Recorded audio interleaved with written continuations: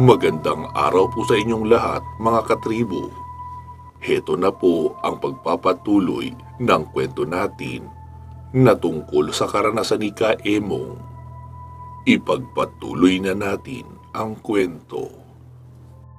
Noong lumabas na nga kami ni Buboy ng bahay, ay tumambad sa amin ang madilim na kalangitan. Habang naglalakad, ay panay sirit naman ang utot ni Buboy. Kaya napapamura na lang ako sa inis sa kanya at napapatakip ng ilong. Nakdang pating naman, Buboy. Hindi ba pwedeng tiisin mo muna yan hanggang sa makarating tayo sa CR? Hindi yung sa daan pa lang, panay na ang pasabog mo. Ano bang kinain mo? At daig pa ang tambutso ng motor sa kakabugan ng utot mo. Ang ingay-ingay pa, tapos ang sakit sa ilong. Reklamo ko pa rito.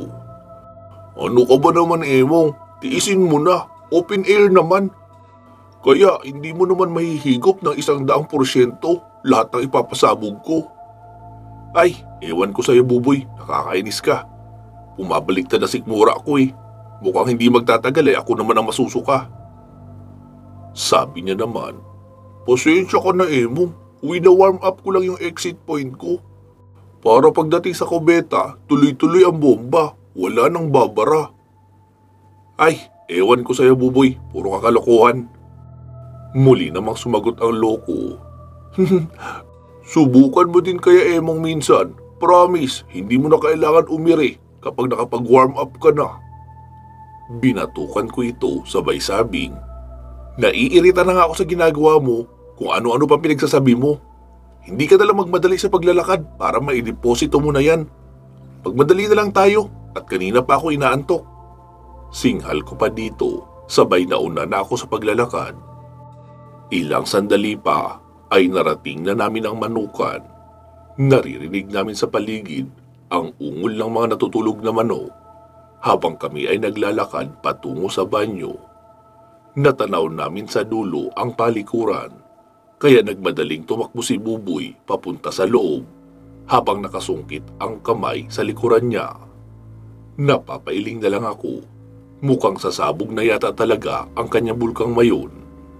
Imbis na magmadali ay kalmado lang ako na naglakad habang nakikiramdam sa paligid. Bukod sa ingay ng mga manok, ay maririnig din sa paligid ang tunog ng palaka at mga salagubang. Maliwanag naman ang pasilyo ng banyo dahil may lamparang nakasabit sa gilid ng pader noon. May makikita ring mga puno sa malapit at matatanaw ang malawak na talahiban sa hindi kalayuan. Nanunuot sa balat ko ang lamig ng simoy ng hangin habang nakatayo ako sa labas ng pintuan ng banyo. Medyo naiirita pa nga ako dahil nadidinig ko pa ang bawat pasabog ni Buboy sa loob. Naanimoy galit na binobombahan ang inosenteng palikuran. Hindi na ako nakapagpigil pa at hinampas ko na ang pintuan. Hoy, taba! Alam mong narito ako sa labas, di ba? Tapos mag-iingay ka ng ganyan? Ano ba kasing kinain mo? Reklamo ko pa. Sorry talaga, Emong. Napasarap kasi ang kain ko ng papaya. Kaya humulagpos agad ang mga naikarga ko. Tatawa-tawang sagot pa ni Buboy. Lintik ka talaga, Buboy. Para ka nag-aamok dyan sa loob. Bilisan mo na. Kapag ako nainis, iiwanan talaga kita rito. Banta ko pa sa kanya. Imbis na seryosohin ang banta ko, ay tumawa lang ang loko. Ito naman ang arte-arte. Uy, Emong, baka pwedeng ikuha mo ako ng tubig. Wala palang gripo rito eh. Di ba may puso tayong nadaanan? May nakita akong timba doon. Pasuyo naman, samahan mo na rin ang tabo. Pakiusap pa ni Buboy sa akin. Hindi na ako nagreklamo pa dahil sasabog lang ang amoy nito kung siya pa ang lalabas habang hindi pa nakakapaghugas. Hay! Kainis ka talaga, Buboy.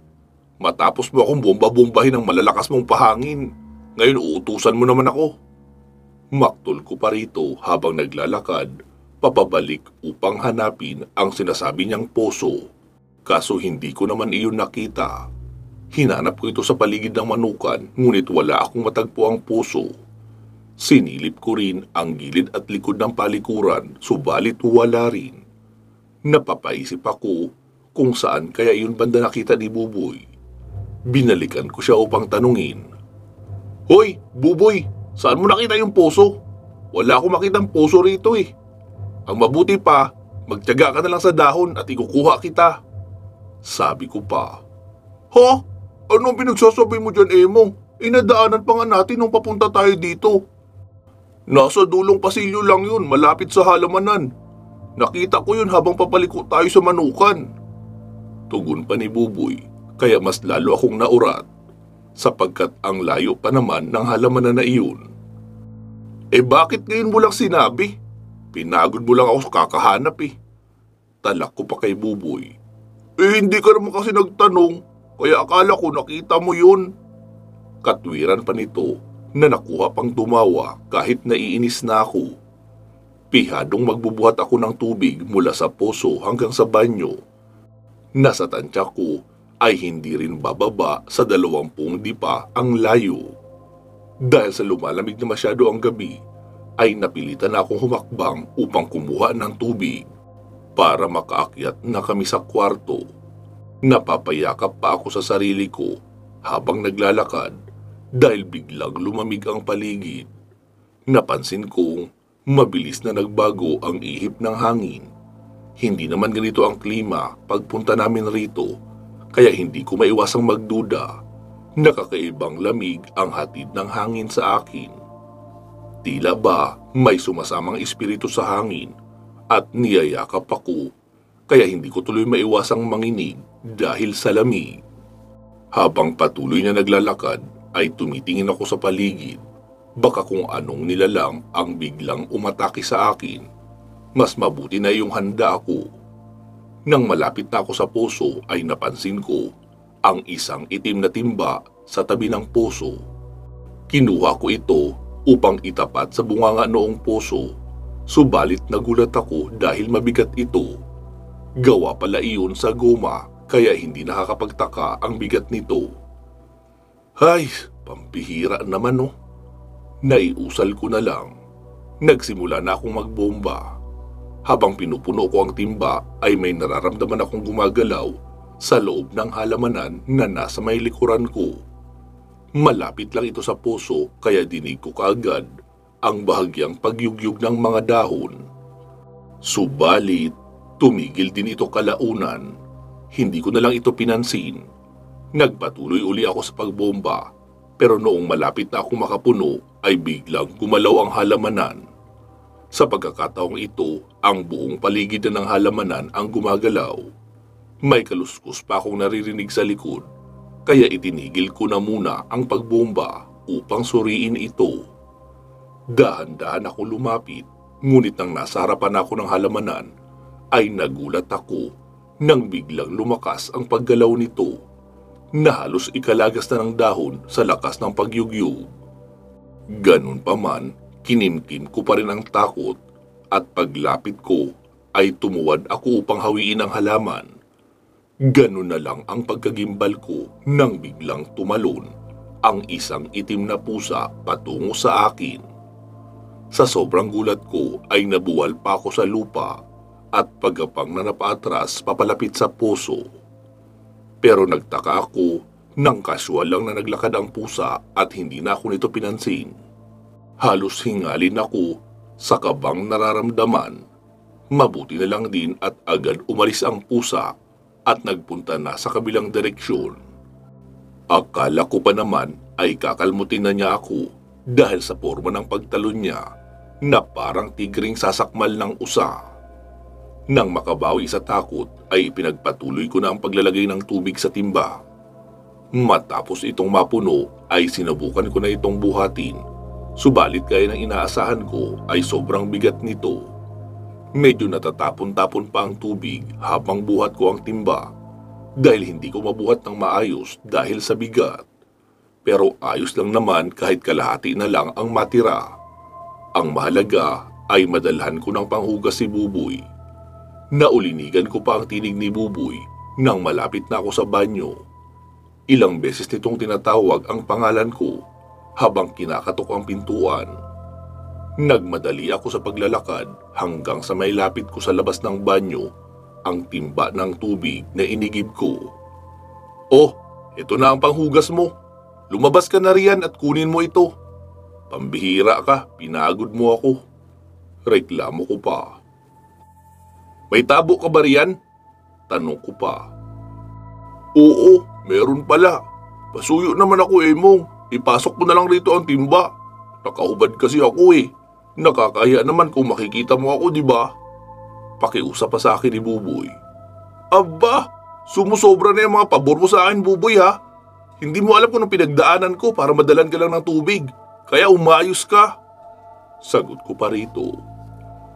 Nakuha pang mahiya ng loko, kahit sa ang anggulo naman tignan, ay singlaki lang din siguro yun ng sili at supot pa. Napapailing na lang ako sa inis. "Sige na naman, Emong oh. Kahit buhatin mo lang hanggang makapasok sa pinto, okay na yun. Ako na lang ang ihihila papalapit sa akin." Ako naman ay ayoko talagang gawin ang gusto niya. Pero dahil masyado na kaming matagal sa labas, hindi na ako umangal pa. Binuhat ko agad ang timba at kinatok ang pintuan ng banyo. Binuksan niya ito, pero halos mapamura naman ako sa galit nang sumalubong sa akin ang umaalingasaw na amoy.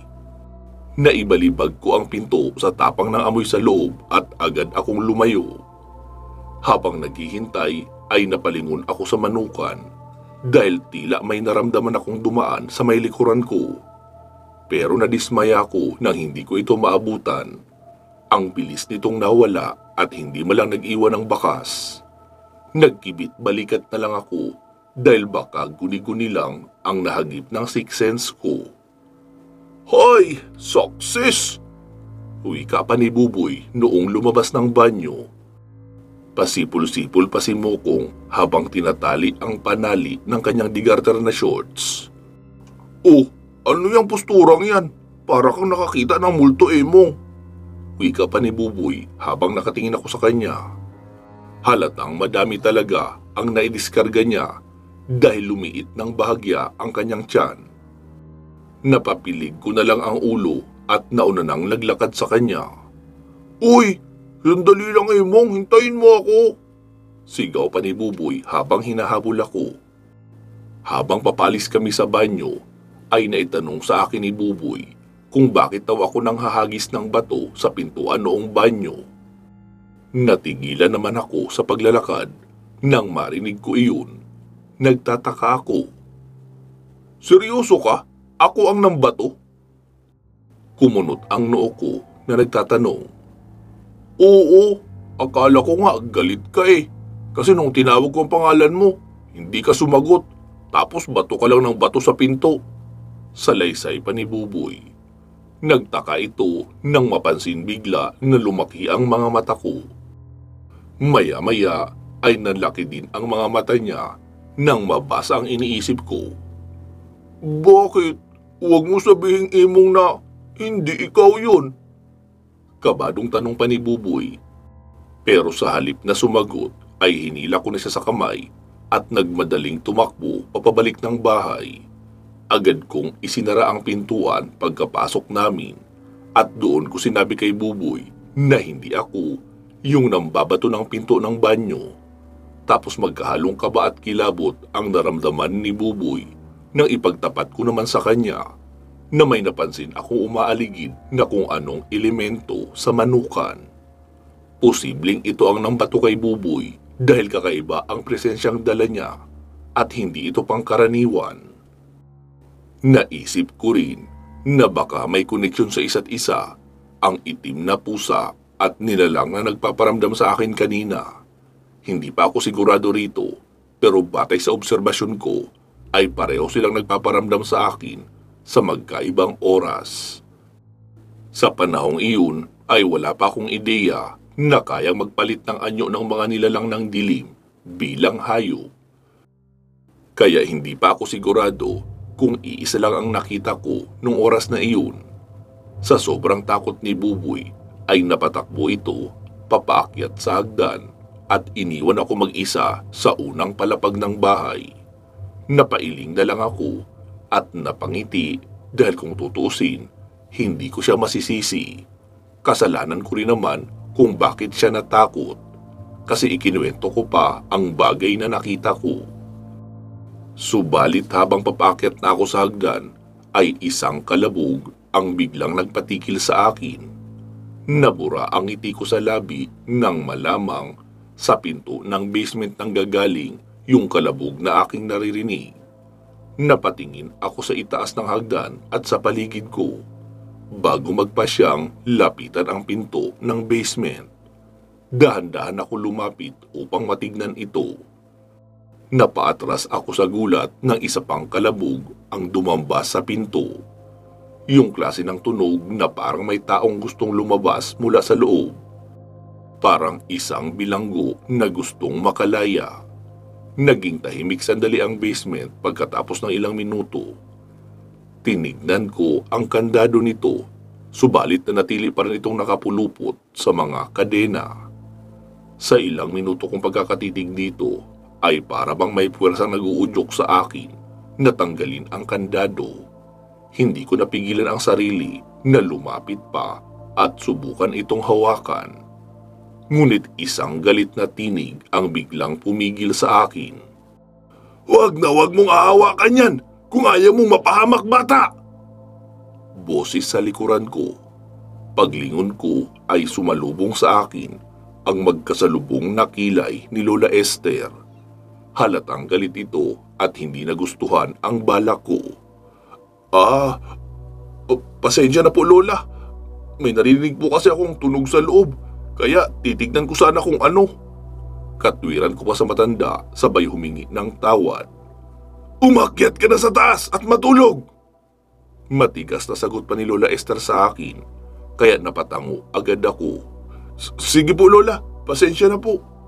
Hingi ko muli ng dispensa at muli nang umakyat sa itaas. Medyo naasiwa pa ako dahil nakasunod lang ang tingin ni Lola Esther sa akin habang paakyat ako sa hagdan na para bang tinitiyak na aakyat talaga ako. Pagsapit ko sa itaas ay napansin ko pang nilagyan uli ni Lola Esther ng isa pang kandado ang pintuan ng basement. Mukhang sinisiguro niyang hindi ito mabubuksan ng sino mang magtatangka rito.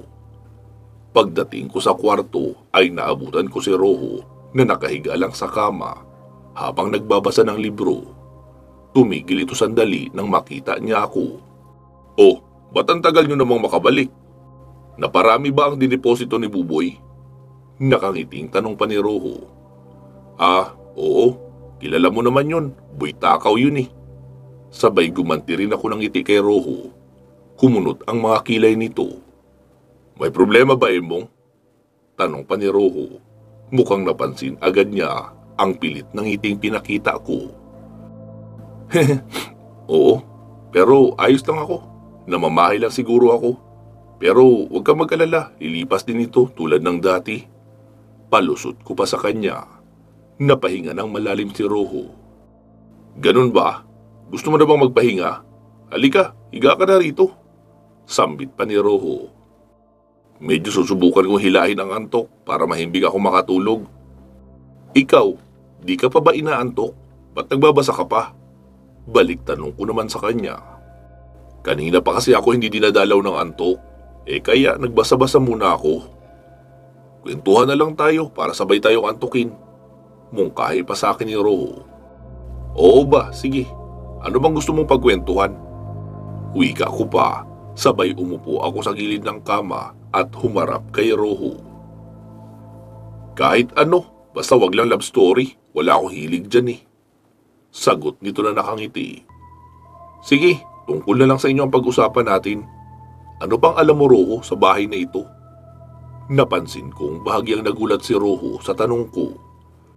Maya-maya pa ay nilapag niya sa misitang katabi ng kama ang libro.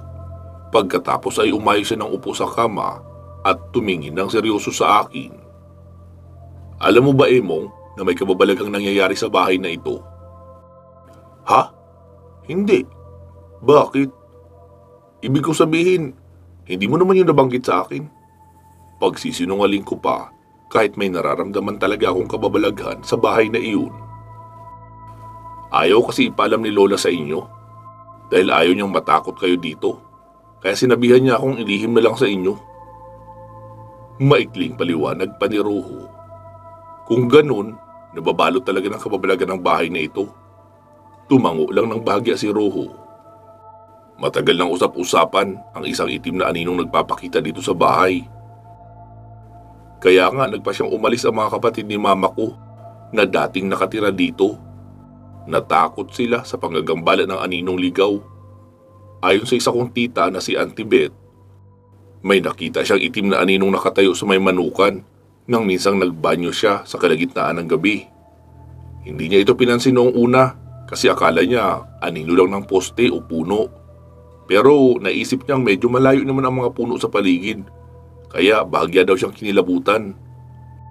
Pero noong muli niyang lingunin iyon, ay nawala na raw sa dating kinakatayuan nito ang anino. Siyempre noong una nagtaka siya kasi bigla na lang itong nawala. Pero dahil sa duming-dumi na siya, hindi niya na ito pinansin at nagpatuloy na lang sa pagpasok sa banyo. Subalit, habang nasa kalagitnaan siya ng pagbabawas, ay may narinig siyang mahinang ungol sa labas na sinundan ng mga katok sa pinto. Tinanong niya raw ito ng ilang beses kung sino, pero hindi sumasagot yung taong kumakatok.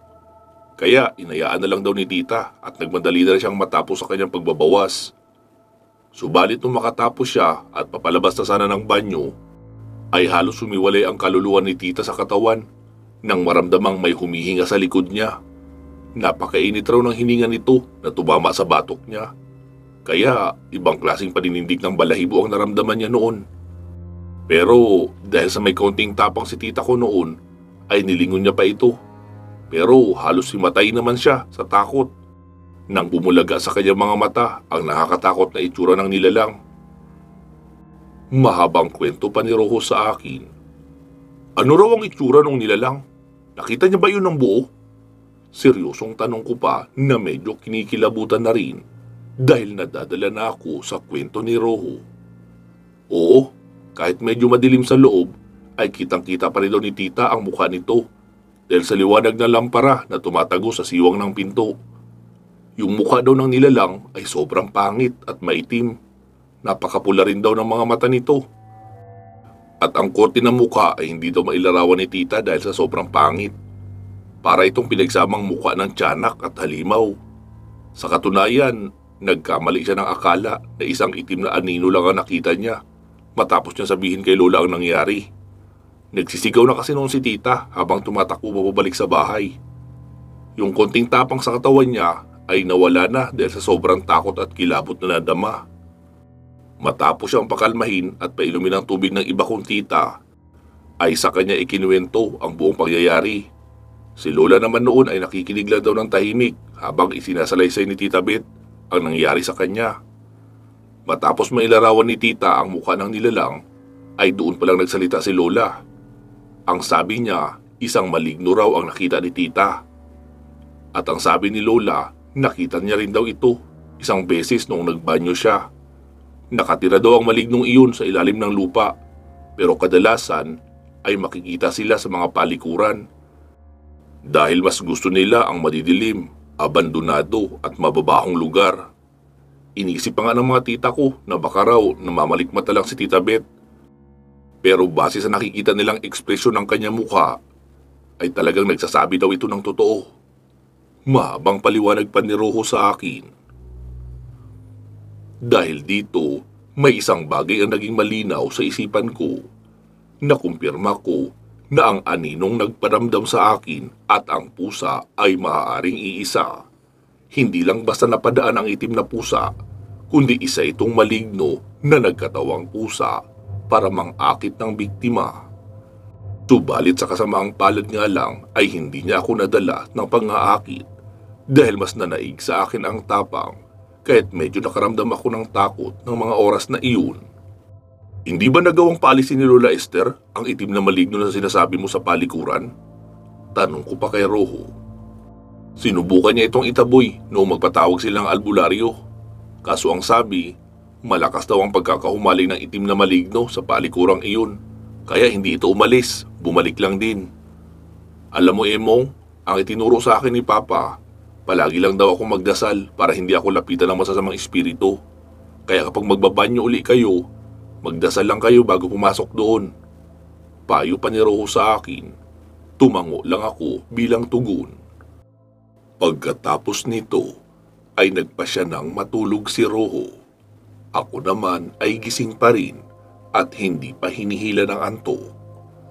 Habang patuloy akong nakatitig sa liwanag ng lampara, sa ibabaw ng misitang katabi ng kama ay pinag-iisipan ko ring mabuti kung papaano ko mapapaalis ang malignong naninirahan sa palikuran. Gusto ko itong paalisin dahil mukhang naghahatid ito ng perwisyo sa pamilya nila Roho. Subalit ang problema ko nga lang ay kung papaano ko ito gagawin. Naisip kong tawagin si Agum upang magtanong ng ilang bagay tungkol sa malignong ito at para na rin mahanap ko ang solusyon kung papaano maitataboy ang masamang elementong iyon. Nagsimula akong mag-concentrate at gamit ang isipan ay tinawag ko si Agum. Bigla naman itong sumulpot sa harapan ko. Nakatayo ito sa paanan ng kama namin ni Roho at tulad ng dati, seryoso pa rin ito habang nakatitig sa akin. Ipinatawag mo ba ako para tapusin ang maligno sinasabi nyo? Tanong agad ni Agum. Medyo nagulat naman ako nang malaman niya kaagad ang sadya ko. Paano mo nalaman? Napahinto ako sa pagsasalita. Hindi mo ba alam na nasa tabi mo lang naman ako palagi? Kaya naririnig ko ang bawat pinag-uusapan nyo. Pero sinasabi ko sa iyo, Emong, mahirap itaboy ang ganitong klase ng elemento. May kakayahan silang magtago at magbago-bago ng anyo, kaya mahihirapan kang talunin sila. Wika pa ni Agum. Pero wala na bang ibang paraan para matalo sila? Tanong ko naman rito. Meron. Maiksing sagot niya naman. Sabihin mo na agad kung papaano, pasuspense ka pa eh. Na-excite akong malaman ang sagot ni Agum. Pero naging tahimik ito sandali at matagal bago nakasagot. Halatang pinag-iisipan pa niya ang sasabihin. Kailangan mo silang harapin sa mismong pugad nila sa oras ng 12:00 ng katanghalian. Seryosong tugon ni Agum. Ano? Nahihibang ka na ba? At paano ko naman iyon matatalo kung papasok ko sa mismong pamamahay nila? Para naman ako nagpakamatay noon. Gulat na wika ko pa. Inakala ko pa naman natuturuan niya ako kung paano kulamin ang elementong iyon o bibigyan na lang ng alay para lubayan ang bahay nila Roho. Kaso mukhang gusto niya pa akong isabak sa mismong baluarte ng kalaban para lang maitaboy ito. Yun lang ang paraan para matalo mo siya, Emong. Wala nang iba. Tugon ni Agum. Kaya bagya akong napalunok ng laway. Maya-maya ay biglang nagsalubong ang mga kilay ko nang mapagtanto ang isang bagay. Sinasabi mo bang papasok ako sa Poso Negro ng toilet kasi maaring andun nakatira yung nilalang na sinasabi ko? Bagya akong kinalabutan nang maisip ang bagay na iyon. Sumagot naman si Agum. Wala naman ako sinasabing ganon. Tumatambay lang ang mga ganoong nilalang sa mababahong lugar dahil gusto niya ang lamig at mabahong amoy. Sa ibang lugar talaga ang totoong tirahan ng mga malignong iyon at malapit lang din iyon sa palikuran ng pamilyang nakatira rito. Nasa likod lang ng bahay matatagpuan, malapit sa matandang puno ng makopa sa gawing kaliwa ng Talahiban. Doon mo siya makikita. Mahabang paliwanag ni Agum. Pero bakit oras ng tanghaling tapat? Nagtatakang tanong ko pa. Dahil yun ang eksaktong oras ng kanilang pahinga. Kailangan mo siyang matalo bago sumapit ang alauna. 1 oras lang ang meron ka para matalo ang malignong ito. Tugon sa akin ni Agum. Nababaliw ka na nga talaga, no? Sinong makakatalo sa isang nilalang na hindi naman tinatabla ng bala? Kahit pa siguro 1 batalyong sundalo. Hindi mapapatay yun. Tapos ako pa ang naisip mong isabak doon na walang karanasan sa laban. Nakapamewang nasabi ko pa. Gamitin mo ang kaalaman mo, Emong, para matalo mo siya. Kaya nga kita pinili kasi alam kong kaya mo yung gawin. Balang araw, lalabas din ang tunay mong kakayahan. Maniwala ka lang sa sarili mo. Mahabang turan pa ni Agum. Lalabas? Paano naman? Nagtatakang tanong ko pa. Basta maghintay ka lang, sapagkat kusa na lang itong lalabas nang hindi mo inaasahan.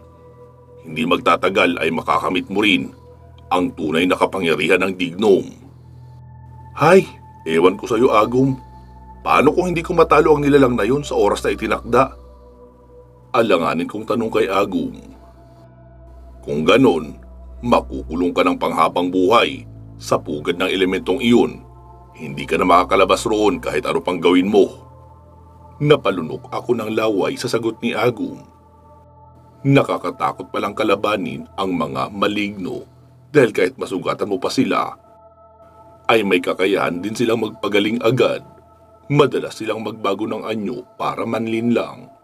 Pahihirapan ka sa pakikipaglaban at kapag hindi mo sila natalo sa itinakdang oras, makukulong ka sa kanilang mundo. Hindi ka na makakalabas kahit sinong santo pa ang tawagin mo dahil tila may isang harang ang nakatabing sa pagitan ng dalawang daigdig. At ang tanging paraan lang upang makapasok doon ay ang sikat ng araw na tumatagos sa ibabaw ng puno ng makopa. Kung sakaling tumagilid ito ng kaunti, matatakpan na ang barrier at tuluyan ang magsasara ang lagusan na nag-uugnay sa dalawang mundo.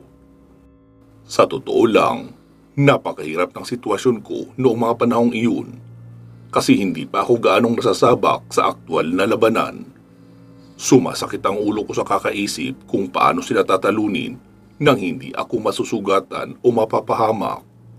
Alam kong mapanganib na harapin ang mga nilalang na ito, subalit wala akong pagpipilian kundi ang lumaban dahil iyon ang aking tadhana, ang sumugpo ng mga naiibang nilalang na patuloy na naghahasik ng takot sa puso ng mga taong nakatira sa mundong ibabaw. Salamat sa impormasyon, Agum. Maaari ka na umalis. Tawagin na lang kita kapag handa na akong harapin siya. Wika ko pa kay Agum. Hindi na ito sumagot at naglaho na lang na parang bula, na parang mga taong may utang sa'yo na kapag dumating na ang petsang ipinangako na magbabayad ay hindi mo na sila matagpuan. Matapos nga maglaho ni Agum ay unti-unti na rin bumibigat ang talukap ng aking mga mata hanggang sa tuluyan na akong nakatulog dahil sa pagod sa kakaisip. Habang nasa kalagitnaan ako ng isang panaginip, ay tila may nakikita akong isang bagay na hindi pa gaanong malinaw sa aking mga mata. Nasa harap ako ng isang babaeng nakasuot ng saya na may puting lambong na nakatakip sa kanyang ulo. Maliwanag ng mga oras na iyon at naglalakad ito sa kalye habang tirik ang araw. Habang lumalalim ang aking panaginip ay unti-unti ring lumilinaw ang aking paningin doon sa naturang babae. Sinundan ko ito habang nakatalikod na naglalakad sa daan. Yumuyo ko kagad ito ng magalang sa mga taong nakakasalubong sa may gilid ng kalye habang nakangiti. Napansin ko sa mga ngiti ng babae na parang kilalang kilala siya ng mga tao sa buong lugar. Halatang magiliw at masiyahin ito kaya hindi nakakapagtakang gustong gusto siya ng mga tao. Noong madaanan ng babae ang isang tindahan ay huminto siya rito. Bumili ito sa tinderang mataba na nagtitinda ng kakanin. 3 pirasong kalamay ang binili niya at pagkatapos maiabot ng bayad ay nagpatuloy uli siya sa paglalakad. Sinundan ko ito hanggang makarating siya sa lugar na iilang tao na lamang ang makikita nakatambay sa labas ng bahay. Pamilyar sa akin ang lugar na ito at kung hindi ako nagkakamali, ito ay ang baryo ni Naroho, ang mismong kinaroroonan namin. Ngayon ko lang napatunayan na mas maganda pa pala ang itsura ng mga bahay doon ilang dekada na ang nakaraan kumpara sa kasalukuyang panahon. Magaganda at garboso ang itsura ng mga bahay. Makikita rin ang mabusising pagkadisenyo na mukhang sinadya para maging atraksyon sa hinaharap. Yung tipong pang sinaunang disenyo na pang Victorian era. Halos lahat ng mga bahay ay may malawak na bakuran at maraming bulaklak na pananim. Ang hindi ko lang maintindihan sa mga pagkakataong iyon ay kung bakit ko ba sinusundan ang babae. Pwede naman akong humiwalay ng daan at mamasyal sa ibang lugar at maghanap ng magandang tanawin. Pero hindi ko maipaliwanag ang aking pakiramdam. Parang may nag-uudyok sa akin na sundan lang ito hanggang sa kung saan man siya dalhin ng kanyang mga paa. Yung tipong parang may dala siyang nakakahumaling na gayuma na siyang umaakit sa akin na sundan siya. Habang patuloy ako nakabuntot sa dalaga ay bigla iyong lumingon sa likuran na parang nahalata niyang sinusundan ko siya. Nanigas ang aking katawan nang magkatitigan kami ng mata sa mata. Naisip kong baka hindi niya naman ako nakikita. Pero kumunot lamang ang kanyang noo habang nakatingin sa akin. Wari kinikilatis o minimemorize ang buong pagmumukha ko. Dito pa lang sa tagpong ito ay natamimi na ako. Hindi dahil sa natatakot ako sa kanya, kundi dahil sa taglay niyang ganda. Dito ko nasilayan ang tunay niyang kagandahan. Wala akong masabi sa ganda niya, maipagmamalaki talaga. Habang nakatayo akong parang tuod sa gitna ng kalye, ay biglang naglakad papalapit sa akin ang mahiwagang dalaga. Medyo nanginig ako sa nerbiyos dahil iniisip ko na baka mag-hysterical siya doon sa gilid ng kalsada at pagsisigawan ako. Pero pasalamat na lang din ako dahil sa mahinang boses ay tinanong niya ako kung bakit ko daw ba siya sinusundan. Ibig sabihin, nakikita niya ako. At di lang basta nakikita, kundi literal pa akong nahahawakan dahil binatukan niya ako sa ulo matapos niya akong tanungin.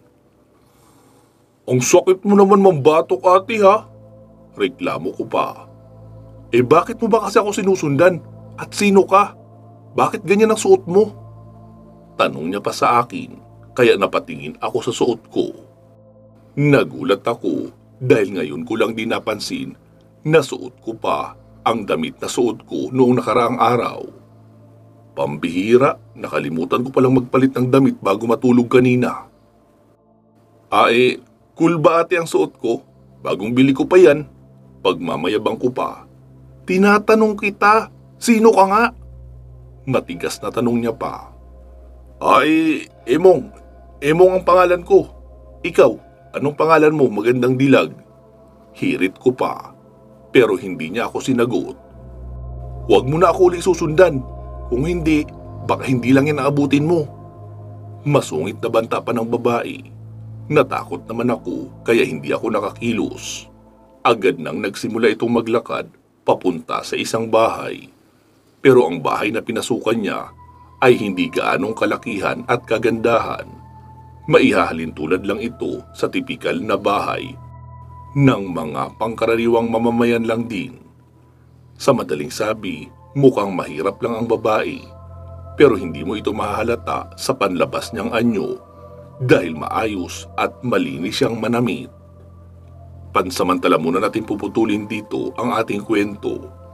Magsama-sama tayong muli sa part 24.